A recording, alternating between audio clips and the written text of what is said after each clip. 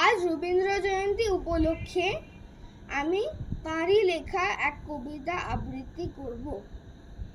বিচিত্র স্বাদ। আমি যখন পাঠশালাতে যাই, আমাদের এই বাড়ির গলি দিয়ে 10টা বেলায় রোজ দেখতে পাই ফেরিওয়ালা যাচ্ছে ফেরি নিয়ে। চুরি চাই, চুরি চাই, সে হাঁকে, চিনের পুতুল ঝুড়িতে তার থাকে।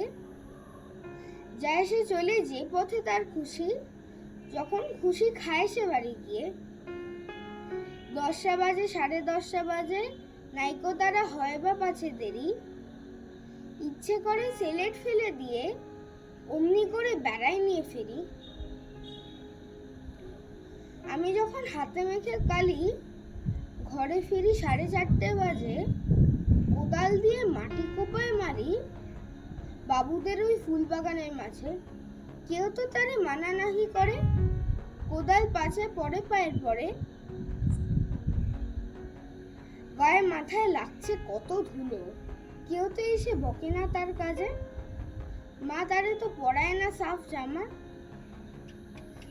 ধুয়ে দিতে চায় না ধুলোবালি। ইচ্ছে করে আমি হতাম যদি বাবুদের ওই ফুল বাগানের মালিক।